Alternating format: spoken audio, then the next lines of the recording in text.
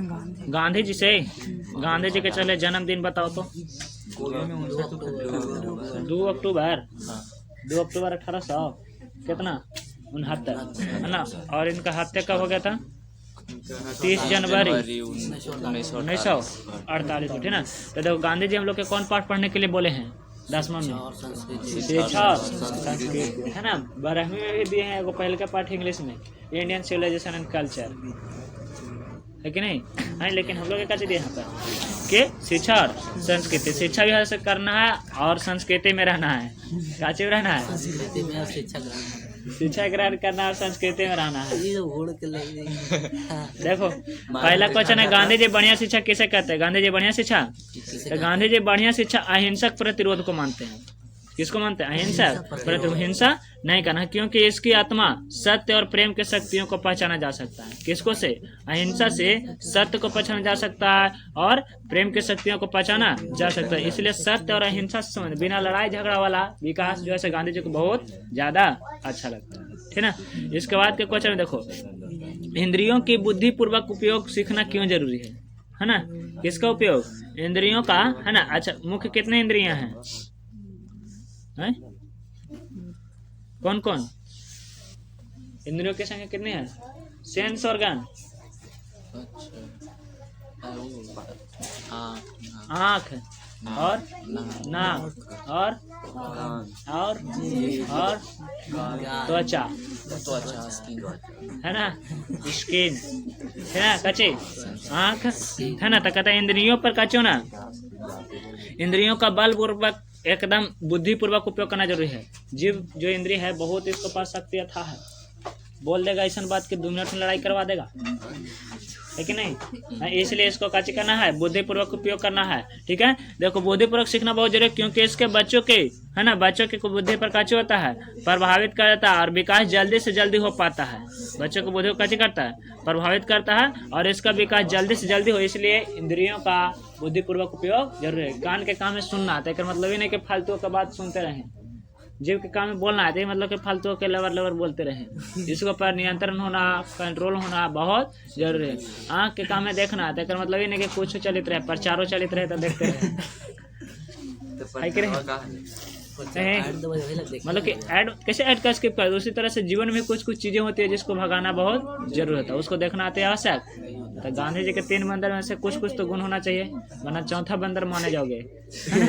आगे देखो, शिक्षा का अभिप्राय गांधी जी क्या मानते हैं? शिक्षा का अभिप्राय गांधी जी, तो शिक्षा का अभिप्राय गांधी जी बच्चों और मनुष्य के शरीर, बुद्धि और आत्मा के सभी गुणों का प्रकट करना मानते हैं, है ना। कि शिक्षा करने का मतलब है कि मनुष्य का जो गुण है ना, सहनशीलता, सांस्कृतिक, समझदार, बुद्धिजीवी, इस सब गुणों का कार्य करे, प्रकट करे और आत्मा का सभी गुणों का प्रकट करके मानते हैं, उसे कार्य कहते हैं? शिक्षा कहते हैं। अच्छा गांधी जी, ठीक ना। अच्छा, फिर क्वेश्चन है, अगला क्वेश्चन कि शिक्षा का ध्येय गांधी जी क्या मानते हैं? शिक्षा का ध्येय, ये भी क्वेश्चन बार पूछता है।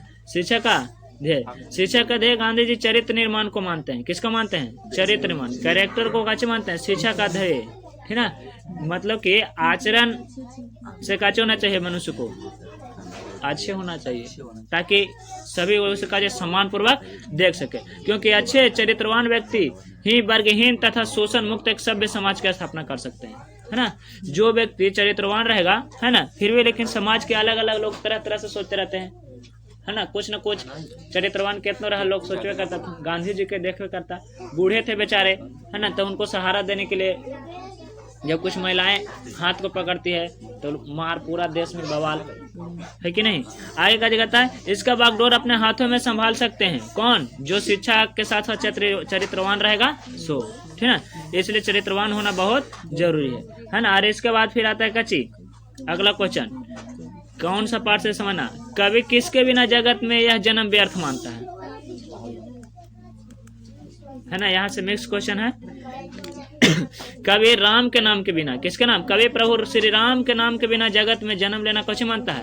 व्यर्थ, क्योंकि इनका कहना है कि राम के नाम लिए बिना जो बोली बोली जाती है वह भोजन, है ना, वो बोली का होता है, विषैला होता है, बोली का होता है, और जो भोजन किया जाता है वो भी जहर के समान होता है। इसलिए बोलो, जग में सुंदर 2 ही नाम है कि ना, कृष्ण और राम। चलो वही सही। आगे का कहता है, बुद्धि नष्ट हो जाती है। बुद्धि कच्चे होते हैं नष्ट का, बिना राम के नाम के लिए बुद्धि कच्चे होता है नष्ट। इसलिए नाम राम के लेते रहना चाहिए। क्या बोलते हैं गुरु नानक जी, है ना। तथा सारा कार्य असफल होता है। अगर राम का नाम नहीं लोगे तो काम कच्चा हो जाएगा, असफल। काम कच्चा हो जाएगा, असफल। आगे के क्वेश्चन के देखो, नाम कीर्तन के आगे कवि किन किन कर्मों की व्यर्थता सिद्ध करते हैं? कौन कवि के आगे? नाम कीर्तन, ठीक है। तो नाम कीर्तन के आगे विभिन्न प्रकार के कर्म, जैसे पुस्तक के व्याख्यान करना, दंड कमंडल को धारण करना, भस्म का लेप लगाना, धोती पहनना, तीर्थ याद करना, ठीक है, और इत्यादि कर्मों की व्याख्या करते हैं, है ना। कौन में? नाम कीर्तन में। और इसके बाद कहता है कि हरिरस से कवि का क्या कहना है? अभिप्राय मन के का कहना, हरिरस। कौन रस? हरिरस, श्रृंगार रस, वीर रस, है ना, हास्य रस, इस प्रकार से कच होता है, रस से होता है, ठीक ना। यहाँ पर हरि रस है। कौन रस है ना। जौन घड़ी वीर योद्धा के कहानी पढ़ते तो उनको हंसी का जो रहता है उसे कची कहते हैं? वीर रस। कौन रस? वीर रस, है ना। और जो चुटकुला रहे तो उसको में हास्य रस, हंसाने वाली रस पाई जाती है। उसी प्रकार से कहा जाता है कि कौन रस? तो हरि रस। क्या हरि रस? कवि के कहने का मतलब प्रभु हरि के भक्ति करना है। हरि रस करने का मतलब कुछ भगवान के नाम में जपते रहो, है ना। सुबह हो या शाम लेते रहो नाम, जय श्री राम, है ना, राधे श्याम राधे श्याम, है ना। जो भी ईश्वर का नाम अपना अपना, है ना, अल्लाह अकबर, जो भी हो, यीशु मसीह है, Wahe Guru, oh my God, है ना। आगे कहते कचे संसारिक सुख प्राप्त होता है। कौन सुख प्राप्त होता है? देखो कौन सा गुण प्राप्त होता है? तो हरे रस प्राप्त होता है। किसको से? भगवान का नाम लेने से, ठीक ना। अगला क्वेश्चन है कि कवि के दृष्टि में ब्रह्मा का निवास कहाँ है? किसका निवास? ब्रह्मा का निवास, ठीक ना। तो अगले पेज पर आ जाओ सबको। देखो कवि के दृष्टि से ब्रह्मा का निवास, है ना, कहाँ है? तो एक प्राणी के आत्मा में है, जिसके पास काम, क्रोध, आशा, निराशा की भावना नहीं होते। जबकि यही संस्कृत में लोग कहा गया है कि आत्मा कहाँ निवास करता है? कहाँ रहता है? शरीर के हृदय में, हृदय रूपी गुहा में रहता है। लेकिन यहाँ कहता कच्चे कि ब्रह्मा का निवास ऐसे प्राणी के आत्मा में है जिसके पास काम के लिए भावना नहीं है, क्रोध के लिए भावना नहीं है, आशा के लिए कोई भावना नहीं है, निराशा के लिए कोई भावना नहीं है। मतलब कि सब से मुक्त है, ऊपर है, तो उसको में कच रहेगा, ब्रह्मा के निवास रहेगा, ठीक ना। आगे के क्वेश्चन में कहता है कि गुरु की कृपा से किस युक्ति की पहचान हो पाती है ना। गुरु के कृपा से, तो गुरु की कृपा से ईश्वर भक्ति तथा सांसारिक मोह माया के जाल को मारकर अपने जीवन को सफल बनाने की युक्ति पहचान होती है ना। इसलिए कहते हैं कि पावर में आवो, है ना। गाजी गुरु की कृपा ईश्वर के भक्ति तथा सांसारिक मोह माया को जाल को काची करके हटा करके अपन जीवन में काची बनने के लिए कहा जाता है, सफल बनाने के लिए, ठीक ना। और इसके बाद वाला क्वेश्चन है कि कवि ने माली और मालिन किन्हें कहा है ना। कच्चे मालिया मालिन, है ना। माली, कवि ने माली भगवान श्री कृष्ण को और मालिन उनकी प्रेमिका श्री राधिका को कहा है। माली किसे कहें? कृष्ण को। और मालिन किसे? राधिका को। क्योंकि भगवान श्री कृष्ण और इनके प्रेमिका राधा मिलकर इस संसार में एक दूसरे के प्राणी के बीच प्रेम वाटिका को विकसित किए हैं। किसको विकसित किए हैं? अच्छा, ये कौन पाठ से लिया गया है?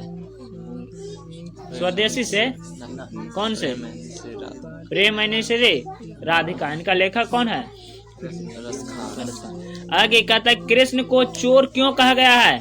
कवि इसका अभिप्राय क्या है, स्पष्ट कीजिए। किसको चोर कहा गया है? कृष्ण को। किसको? है ना, चोर कच कहा गया। कौन वाला चोर? माखन वाला, है ना। लेकिन कवि यहाँ पर कौन रस की व्याख्या कर रहे हैं? प्रेम रस की व्याख्या कर रहे हैं, हास्य रस की व्याख्या नहीं कर रहे हैं, ठीक ना। देखो कहते कृष्ण को चोर कहा गया क्योंकि, है ना, कृष्ण अपने भक्तों को मन शीघ्र ही चुरा लेते थे। अपने भक्तों को मन काची करते थे, है ना। इसलिए देखना कि आज के भी जमाना में कृष्ण के बहुत ज्यादा मानने वाले लोग मिलते हैं। तो उनमें से के कहे जो राम को मानता है, के कृष्ण को मानता है। कृष्ण का सब कोई, है ना। कृष्ण के वही तक के जौन घड़ी तक के वो महाभारत नहीं कराया, महाभारत कराए वाला के बाद कौन कृष्ण का मानता है? कोई नहीं, है ना। हाँ, समाज के लिए कि तो सब कौन वाला भाग के माने थे कृष्ण के रूप। मखानवा चुराए वाला कोई ना मान वही, माखन चोरा वाला कौन वाला मानेगा, है ना। अधिकांशतः लोग कृष्ण के युवा अवस्था, किशोरावस्था वाले रूप के काची रहते हैं, भावनात्मक रूप से मानते हैं। उसके बाद है ना, जब उम्र घटेगा ना और धीरे धीरे बढ़ेगा तक कहे कि महाभारत वाला कृष्ण जो है से अलग है, वो कृष्ण भगवान वही कहलाए हैं। जब तक कृष्ण जी इधर वाटिका में खेल कूद रहे थे, गाय भैंस चराते, तब तक के केवल कृष्ण, बाल कृष्ण, कृष्ण बाबू, बड़का नन्हा कान्हा। लेकिन जैसे महाभारत के भगवान श्री कृष्ण, है ना, हे पार्थ। इसलिए है ना, मेहनत करो, कठिन करो, तब जाकर के आगे कुछ होगा, है ना। आगे का कहता है कि मनुष्य को चोर, कृष्ण को चोर कहा गया है क्योंकि कृष्ण भक्त के मन को खुद चुरा लेते थे, तुरंत चुरा लेते थे। और मनुष्य जब श्री कृष्ण की भक्ति की ओर मुखरित होता है तो उनका मन श्री कृष्ण की ओर स्वयं खींचा चला जाता है। इसलिए उन्हें काची कहा गया है, चित चोर। किनको? कृष्ण को। आगे के क्वेश्चन में देखो, कवि प्रेम मार्ग को अति शुद्ध क्यों कहता है? कौन सा मार्ग को? अति शुद्ध माने की, अति माने की एकदम बहुत आसान, शुद्ध माने की सरल, है ना।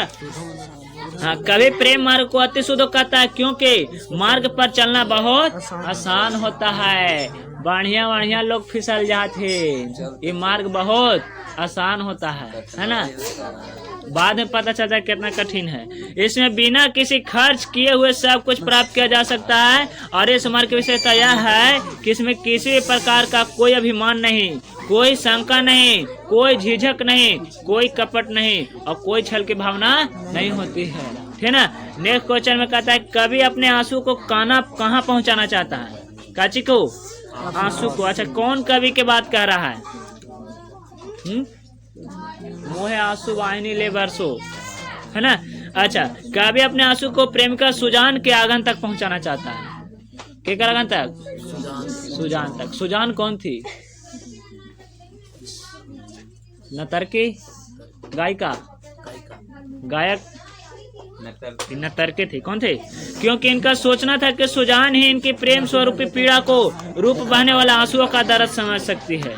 वो काहे भेजना चाहते थे कि शायद हमारा आंसू के दर्द दुख कौन समझ सकते हैं? सुजान। अब ऐसा थोड़ा ना कि आंसू उड़ के जाएगा, लेकिन लोगों का अपना भावना, इसलिए कभी कहते हैं कि इस भावना से कच रहो, दूर रहो, ठीक है ना। आगे के क्वेश्चन देखो, परहित के लिए देह कौन धारण करता है? स्पष्ट कीजिए। किसके लिए? परहित के। परहित के लिए देह बादल धारण करता है। कौन धारण करता है? जबकि प्राणी प्यास तथा गर्मी का जो व्याकुल हो जाता है, पेड़ पौधे सूखने लगते हैं, तब बादल अपना शरीर धारण कर अपने अमृत जैसे जल की पृथ्वी पर प्रदान करता है और सबको एक नया जीवन देता है ना। यानी कि कौन परहित के रूप में दर्शन करता है, बदलता अपना रूप? बादल। कौन? नेक्स्ट क्वेश्चन काची है कि मन ले हूँ पर देहूँ छटाक नहीं। इससे कवि का क्या कहना है ना। मन ले हूँ पर देहूँ छटाक नहीं। कवि घनानंद जी का यह अभिप्राय है कि घनानंद अपनी प्रेमिका से यह पूछते हैं कि तुम कौन सी पाठ पढ़ी हो जिससे दूसरों के प्रेम के भावना को माप लेती हो, लेकिन अपनी प्रेम स्वरूपी भावना को मापने नहीं देते हो, है ना। जिस प्रकार मन माने के 40 किलो वाला है ना, और छटाक माने कची कनमा मापता है, उस प्रकार से प्रेम भावना को कची करता है, मापता है ना। दुख दर्द को माप सकता है? नहीं माप सकता, भाववाचक संज्ञा। फिर क्वेश्चन है कि स्वदेशी शीर्षक, कौन शीर्षक? स्वदेशी शीर्षक के सार्थकता स्पष्ट कीजिए। स्वदेशी के लेखक बताओ। स्वदेशी पाठ के लेखक कौन है? पूरा नाम?